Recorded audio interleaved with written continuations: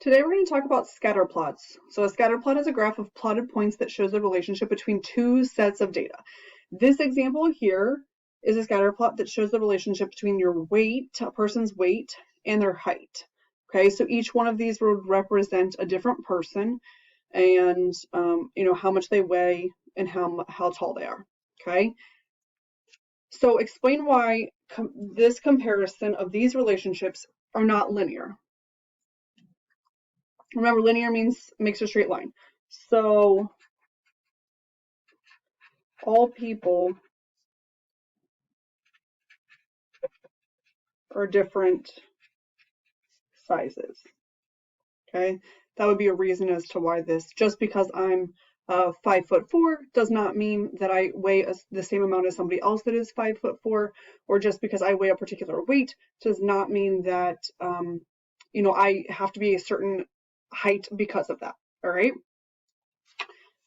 So correlation then is going to talk about the relationship between two variables in the scatter plot. The stronger the correlation, the closer the points are. The weaker the correlation, the further the points are.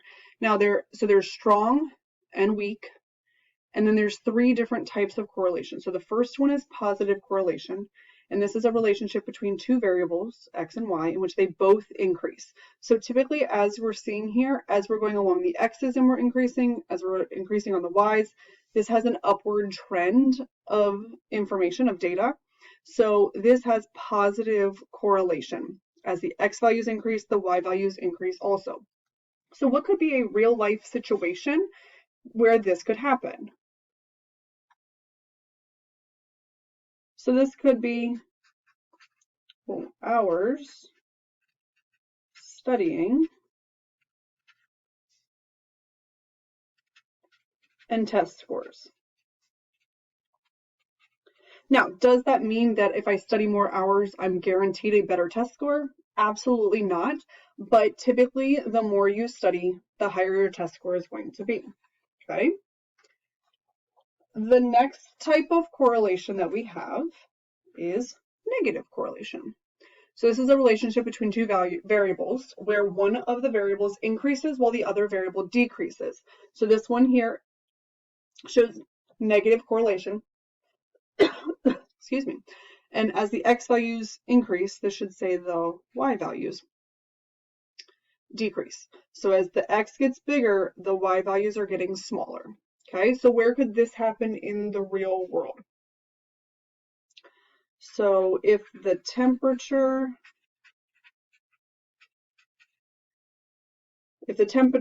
increases and then the number of layers of clothes, that would decrease. So as it gets hotter, you wear less layers. If it's colder, you're going to wear, multiple layers in order to keep yourself warm. Okay, there are obviously other situations that could be negative correlation. All right, so then we've got no correlation is the last type. That means that there is absolutely no way of determining from these points if there's a pattern that is rising or falling.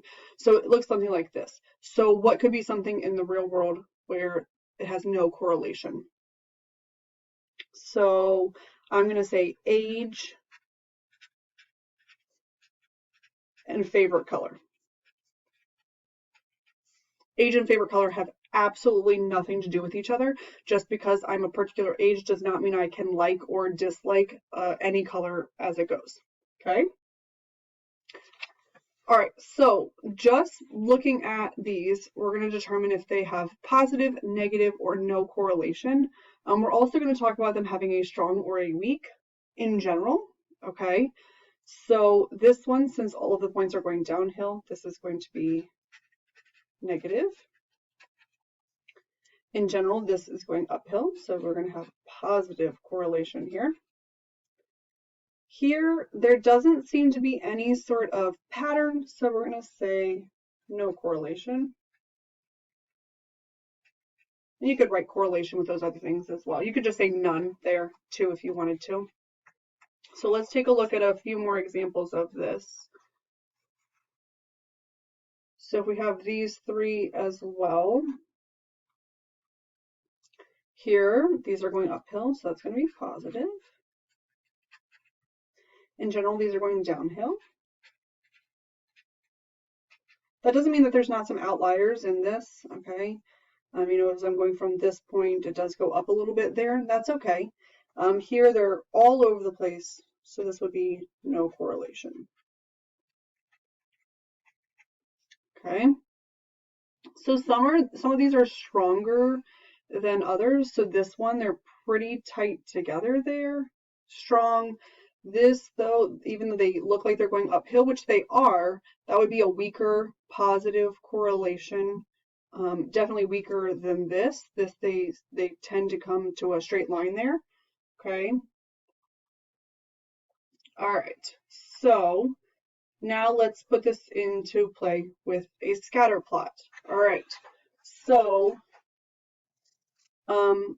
we randomly polled a group of gamers on how many hours they played Halo 5 Guardians on Xbox One and how many levels they have beat. And then I already did this, but I took the following results and I put them on the scatter plot. So here we have the number of hours they played Halo and the levels they beat. And so to make these are just each individual points. This is the 0.2, 1. So remember, this is the hours they played Halo and then the levels that they beat. So 2, 1, I plotted there. And all of these points are represented on this scatter plot. Okay? So however many points there are here, there are that many dots there. If a point should repeat, you would just put a dot on top of it. All right, and that's fine. So all of these are plotted there. So based on this scatter plot then, what type of correlation does this scatter plot have? Would you say it's positive, negative, or no correlation? So in general, they have a trend of going up, that if you're playing more hours of Halo, you would expect to be beating more levels. So we're going to say positive.